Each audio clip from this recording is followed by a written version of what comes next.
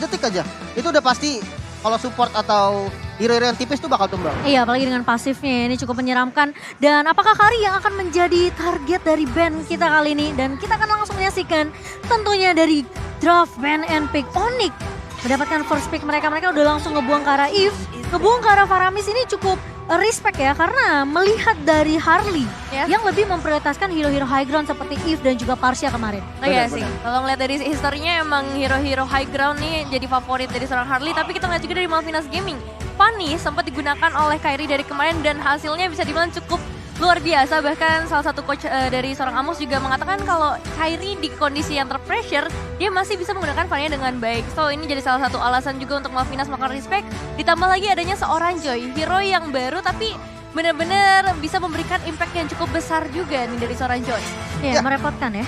Dan untuk Onyx sendiri memang dia kompleks banget sih. Untuk jungle-nya sendiri dia bisa menggunakan assassin, ya kita tahu Kairi lah. Assassinnya kuat banget. Tapi bukan hanya assassin, dia bisa menggunakan jungle-jungle tank juga. Mungkin Akai bisa menjadi salah satu pilihan. Dan menurut gue band terhadap Kaja ini lumayan penting. Karena trading hero-nya akan gak bagus ketika mereka punya Kaja. Sekarang yang tersisa masih ada Glow. Yang mungkin aja dari Malvinas bisa aja ngelepas. Dan nge-trading nantinya. Walaupun sudah tidak ada Faramis, Glow juga masih dibilang hero yang strong banget di laning dan one-one yang lepas untuk cewek. Ini bahaya banget. Wow, aku seneng sih kalau kita ngomongin masalah Glue. Udah pasti jadi prioritas. Tapi one-one ternyata yang menjadi prioritas untuk Onyx sendiri. Ini salah satu strong pick untuk seorang cewek. Ya. Sebenarnya bagusnya mereka itu ngambil Glow dan juga Kari. Tapi memang trading yang cukup berharga, bisa dibilang one-one juga bukan hero yang bisa dianggap remeh di meta sekarang. Memang kena nerf banget one-one dari weakness point-nya. Tapi kalau misalkan dilihat dari itemnya, sekali lagi Corrosion Sight di-buff banget untuk one-one. Landing stage yang enak. Demon Hunter Sword juga dibantu untuk nantinya bisa ngasih damage yang lebih enak lagi. Jadi one-one bisa dibilang akan jadi bahaya juga di match kali ini. Match up sama Kari yang Kari nggak terlalu kuat di laning, jadi menurut gua di laningnya bakal lebih kuat dari one-one. Mungkin lebih masih didominasi ya oleh one-one sendiri, tapi dengan counter pick ini bisa dibilang Glue di tangan Malvinas Gaming. Ini ngebuat mereka tentunya dari segi depannya, tahan badannya ini mereka udah punya jaminannya. Tinggal gimana mereka kasih space untuk damage dealernya, tapi itu jadi PR juga buat Onyx. Gimana caranya mereka kasih space buat si cewek ini untuk melepas weakness point-nya. Iya, dan kali ini mereka udah ngambil ke arah Grok dan juga Hayabusa kali ini. Jadi cukup menjauh sebenarnya untuk masuk ke arah backline-nya nanti. Kari ini bakal cukup terpress juga karena kita tahu sendiri Beris dari seorang Grok akan sangat menghalangi pergerakan dan memudahkan one-one juga sebenarnya nantinya untuk memecahkan weakness-nya. Jujur sebenarnya dengan Hayabusa Grok ya, Grok ini masih fleksibel. Kita membahas kali ini soal Onyx yang dimana memang XP lanernya dengan full hero luas banget yaitu Boots, bisa aja tiba-tiba nanti Groknya dilempar ke XP lane untuk menangin clear dan dia langsung jalan duluan karena match-up-nya adalah Glue. Namun Hayabusa yang aku lihat di sini adalah jawaban untuk Kari di awal-awal. Yang pasti rotasi dari Hayabusa ini kemungkinan besar akan menuju ke arah gold lane dan seharusnya seperti itu. Kalau misalkan gold lane-nya nanti nggak jalan, diadu asuransi pun nggak ada masalah karena Onyx punya asuransi yang lebih kuat. One-one dengan mobilitasnya bisa untuk kabur dari Kari ataupun bisa ngasih damage nantinya, tapi harus berhati-hati karena Karina juga bisa dibilang salah satu counter dari one-one sendiri.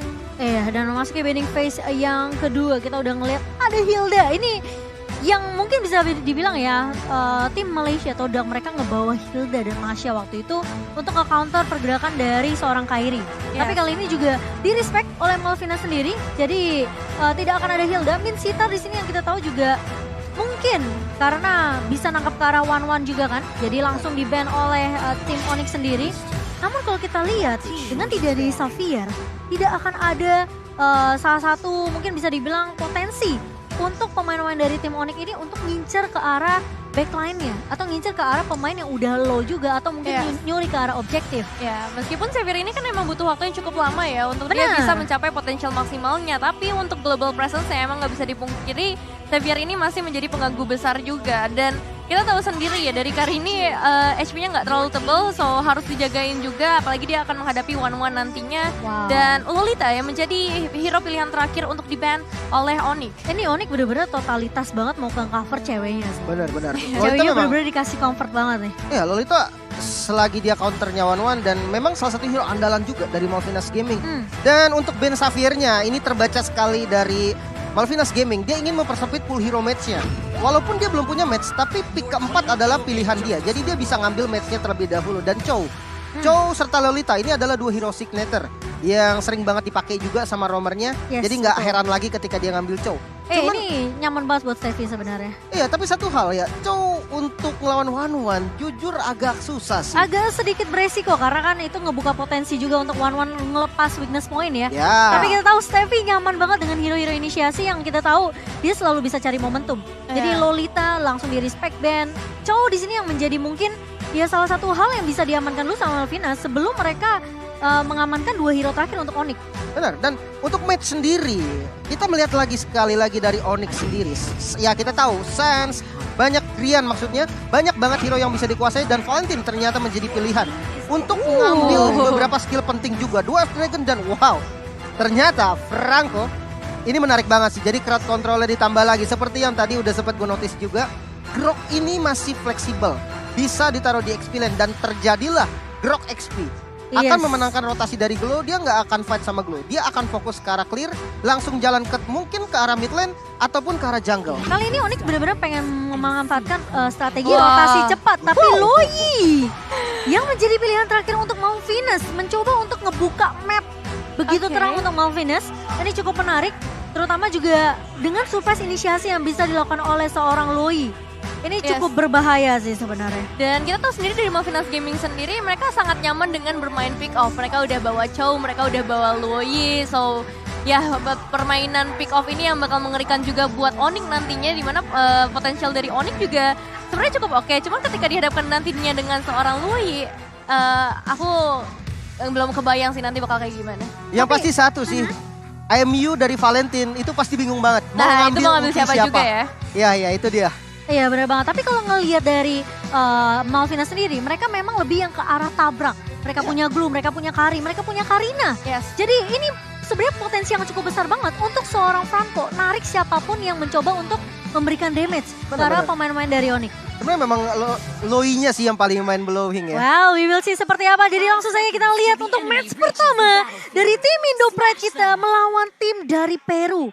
Malvinas, buat teman-teman jangan lupa untuk kasih support dengan hashtag Saat Indonesia dan hashtag IndoPride. Ya sekali ini waktunya kita mendukung tim Indonesia juga pastinya. Tapi untuk Malvinas Gaming tetap harus kita waspadai juga permainan mereka. Sementara ini berada di posisinya masing-masing terlebih dahulu untuk mengamankan ke area orange buff-nya bersama seorang Kibo yang pastinya ditugaskan untuk memberikan gangguan di early game-nya. Iya tapi ini cukup menarik ya. Drian dia juga bisa untuk nge-copy diversionnya si Loi sih.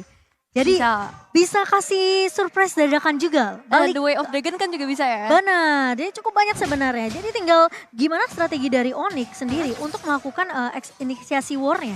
Ya dan sebenarnya ya untuk landing di arah mid lane-nya, Chow dari step ini mau nggak mau dia harus bantuin clear di mid-nya. Karena Loi ini bukan tipe hero yang bisa clear cepat. Kalau memang Loi-nya mau dimaksimalkan ya stepnya harus selalu ada di mid lane dan ini menjadi satu poin penting juga sebenarnya untuk Onyx Esports. Ya memang memiliki damage dengan dispersion dan juga rotation. Tapi kita tahu seberapa sakit juga Valentina di arah early-nya. Dan kali ini Kiboy udah melakukan rotasi ke area bawah yang dimana cewek bakal coba untuk menjaga timing yang lebih tepat terlebih dahulu. Menjaga positioning, mencoba untuk mencari momentum mungkin sambil menunggu level 4-nya didapatkan. Iya, mungkin dari arah gold lane-nya ini bakal jadi poros utama dari Onyx terlebih dahulu ya. Pastinya dengan yang 1-1, tapi kali ini kita udah melihat adanya beberapa inisiasi pertukaran damage yang coba dilakukan oleh seorang Kairi. Terlihat Malvinas mereka juga bermain lumayan lebih pasif kali ini.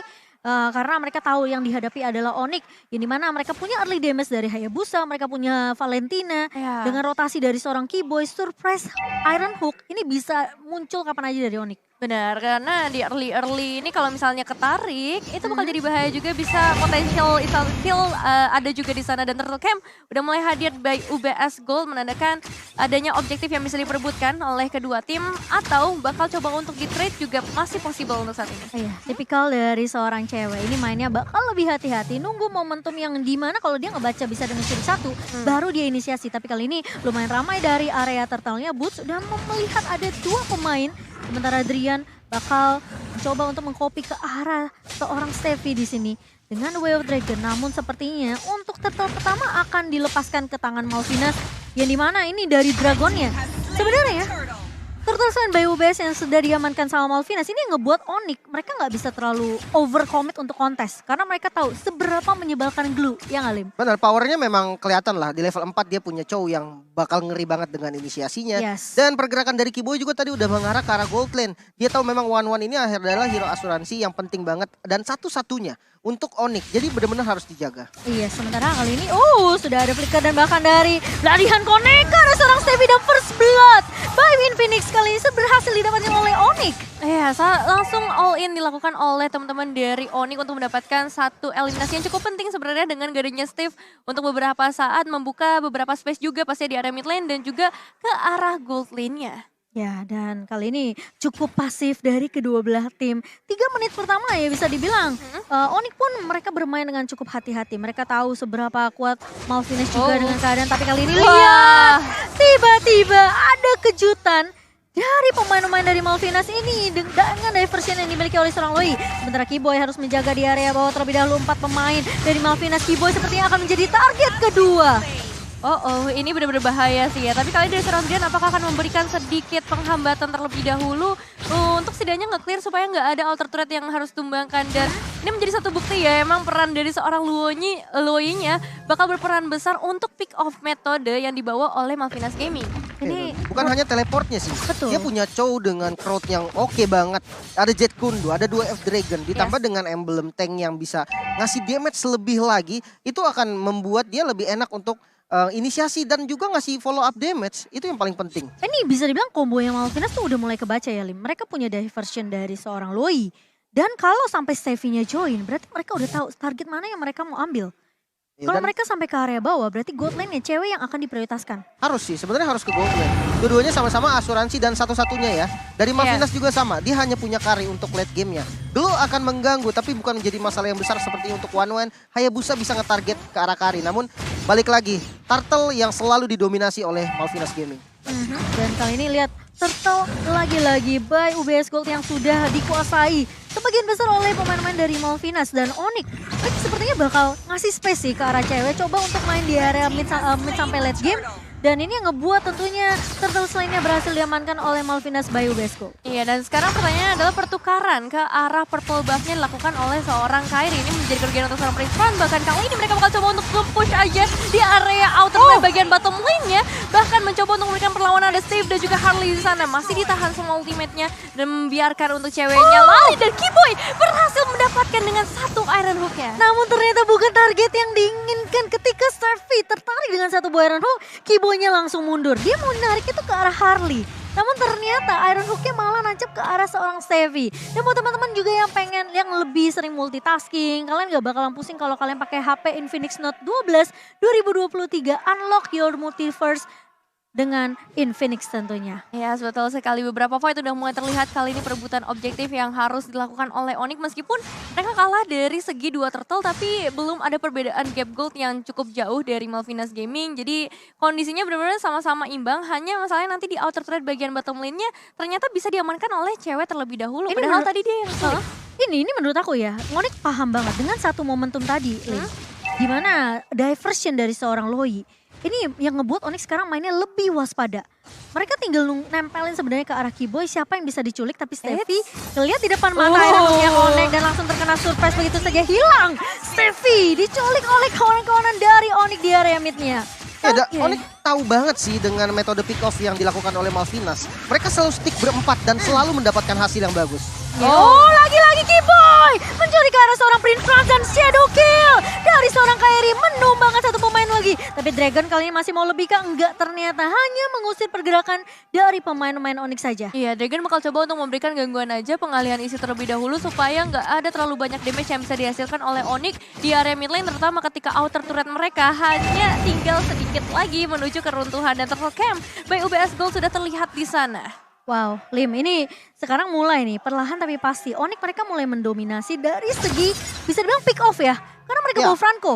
Mereka tuh ngebaca strategi sih lebih tepatnya. Mereka tahu dengan gameplay yang Malvinas mainkan itu bahaya banget dan dia tahu counternya. Oke, tapi kali ini lihat bootsnya sudah mulai terculik begitu saja. Tapi ternyata Harley sudah ditumbangkan terlebih dahulu. Masih mau lebih dari ceweknya berada di depan, tapi ternyata cewek tertinggal dari kawan-kawan pemain Onyx. Onyx. Dan kali ini Kairi berhasil untuk mendapatkan total selain by UBS-nya. Sementara Keyboy masih mencoba untuk menjaga, mengcover seorang Drian kali ini. Tapi Dragon flicker maju ke area belakangnya dari seorang Keyboy. Namun ternyata Iron Hook-nya tidak connect. Dan mau tidak mau Onyx mereka bakalan mereset lagi.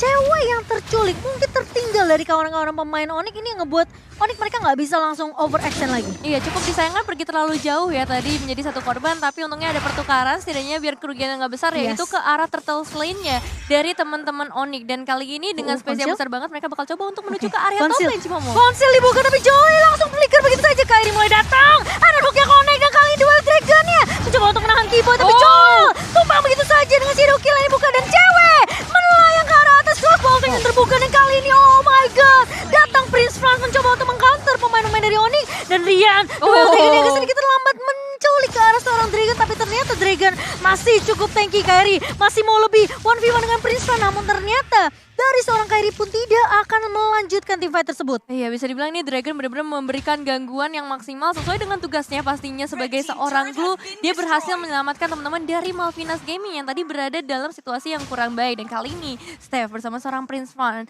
mereka benar-benar harus mencoba untuk mencari setidaknya satu outer turret terlebih dahulu. Mereka harus cari trade supaya dari gap goldnya nggak tertinggal terlalu jauh. Iya, dan buat teman-teman jangan lupa dapetin official merchandise dari geng ya tadi ya.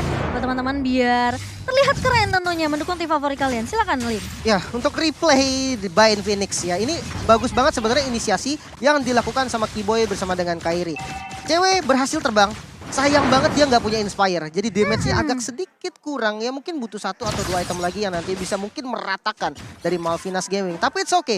Karena tradingnya menurut gue masih worth. Dan kali ini rotasi bisa dipimpin dengan map control yang lebih diungguli oleh Onyx. Tapi cukup pintar juga ya dari Malvinas karena mereka bener-bener prioritasin cewek. Tapi kali ini diversionnya dibuka. Diversion dari seorang Harley mencoba mencuri kelingan seorang cewek dan cewek tumbang. Keyboy kali ini juga menjadi incaran dan 2 pemain dari Onyx dalam begitu saja. Rian tertarik lagi dan bahkan Rian mencoba untuk bertahan tapi sepertinya agak sedikit sulit. Tapi backupnya dari Kairi mulai datang, dapat kill, diamankan shadow kill dari seorang Harley, triple kill oleh seorang Kairi. Oh my god, this guy bener-bener gila banget. Triple kill dari seorang Kairi by Infinix berhasil diamankan. Yang tadinya mereka harus kalah ya karena teleportnya juga sebenarnya on point banget. Cuma ternyata yang nggak diduga-duga adalah backupan dari Onyx. Komunikasi yang begitu jelas membuat mereka bisa ngebalikin keadaannya. Counter attack-nya berhasil sempurna dan kali ini mereka punya sedikit space untuk langsung menuju ke arah Lord. Zoning out dari seorang Boots juga akan diharapkan untuk bisa menghalau pergerakan dari seorang Dragon. Yes, dan kali ini Dragon mencoba untuk membuying time terlebih dahulu. Diversion mulai dibuka, diversionnya connect dari seorang Harley dan cewek lagi-lagi menjadi target utama dari Malvinas. Namun Keyboy langsung mundur. Dan Boots mencoba untuk menahan kali ini dari depannya dan Dragon tumbang kali ini. Kairi mulai datang lagi dan lagi di timing yang sangat amat tepat. Masih mau lagi dari pemain-pemain Onyx. Namun ternyata dari rotationnya connect dan Prince Franz tumbang. Boots mulai datang dan Rian berhasil untuk menumbangkan Harley. Sendal Steppy kali ini menjadi pemain tersisa dan wipe out didapatkan oleh pemain Onyx. Dan bahkan Lost Lane by UBS School juga diamankan oleh tim Onyx Esports. Wah, ini keuntungannya besar banget. Mereka dapetin Lord, mereka dapetin triple kill. Dan kali ini mereka bisa langsung menuju ke arah inner turretnya perlahan. Tapi pasti Drian menunjukkan performance yang luar biasa pastinya. Dengan copy ultimate yang dia amankan, itu benar-benar dikalkulasiin banget. Ultimate seperti apa yang bakal berguna buat team fight yang baru saja terjadi. Ya, dan ini bagus banget sih pemilihan ngambil Duel of Dragon untuk Drian tadi. Big play 2 kali yang dilakukan oleh Drian. Yang pertama di top lane, sebelum war di arah Lord, di top lane itu Drian buying time yang sangat lama dan bisa ngasih space buat teman-temannya sampai datang lagi. Setelah itu di Lord, dia dapetin Duel of Dragon dan dia nemuin target yang paling tepat yaitu Prince Franz. Gak ada retribution, dia dapetin Lord juga dan sisa pemain dari Malvinas Gaming semua diratakan. Drian yang mungkin bisa jadi MVP sih di game kali ini. 2 kali diversion yang mungkin bisa dibilang udah ditebak ya sama Onyx ya. Karena posisinya Lord momentum ini penting banget untuk kedua belah tim. Apalagi posisi dari Onyx yang udah diunggulkan.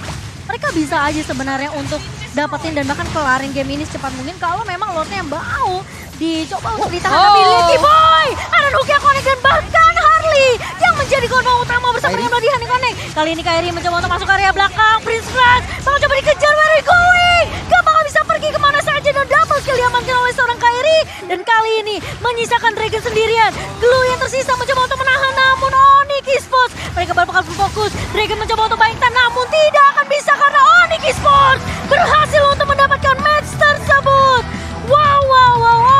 Esports.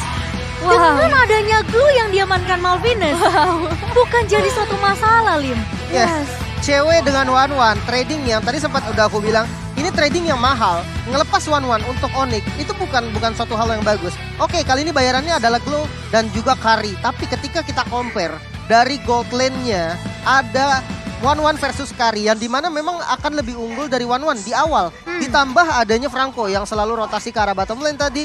Dan mungkin kalau untuk awal memang objektif dari Onyx yang sedikit kalah. 2 kali turtle untuk Malvinas. Tapi yang itu nggak jadi masalah karena setiap kali ada turtle selalu ada pertukaran dilakukan Onyx. Iya, meskipun di awal-awal sebenarnya pertukaran nggak terlalu kelihatan ya. Mereka nggak langsung dapetin turret, mereka nggak langsung dapetin eliminasi. Tapi somehow rotasi yang mereka lakukan di saat mereka bisa nge-counter attack dengan teleport yang dikeluarkan oleh seorang Loi itu berhasil banget. Dan bisa kebalap dengan waktu yang sangat amat singkat juga jadinya. Tapi gila banget sih, aku kayak nggak nyangka Kairi bakal datang di timing yang bener-bener pas banget. Iya. Kayak oke lah, kita mungkin ngeprioritasin kayak oke ini mungkin kedua god lane yang bakal jadi ujung tombak dari kedua belah tim. Betul. Tapi ketika cewek tumbang, Kairi udah jadi satu-satunya pemain yang bisa diharapkan sama Onyx untuk ngebalikin keadaan. Benar.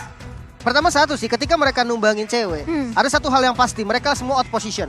Itu yang selalu dimanfaatkan, bukan hanya untuk sama Kairi, tapi sama Drian. Drian yang selalu ada di posisi ketika masuk Loi dengan teleportnya, dia ready, dia siap, dia buying time sampai ya Kairi datang. Bahkan bukan hanya Kairi, Boots-nya juga datang dan itu menjadi counter attack yang sangat sempurna untuk Onyx. Gila, Onyx seakan-akan tuh kayak menjawab, oke nggak apa-apa, kita kasih mereka inisiasi.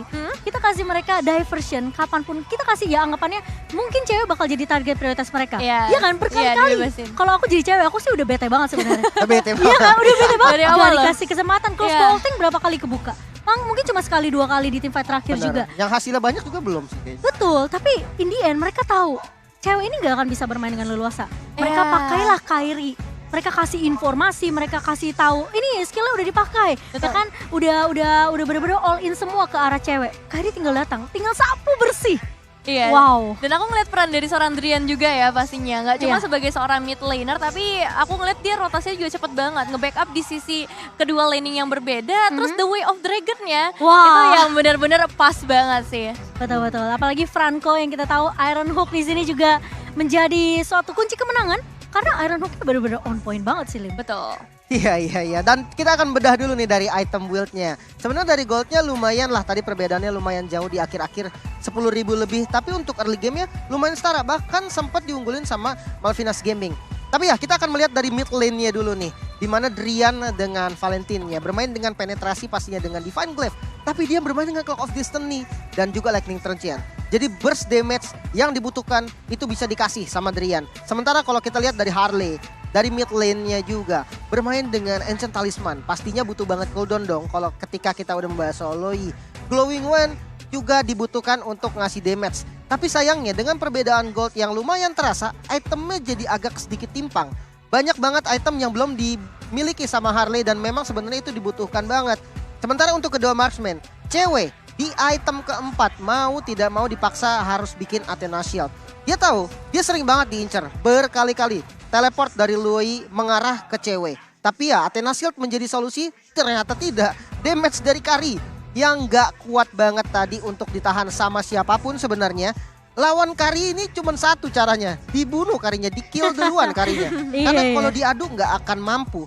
Satu item lagi tadi untungnya belum jadi untuk Kari, Corrosion Sight. Kalau sampai jadi, kayaknya itu bagian depan boot sekalipun ataupun Keyboy akan tumbang.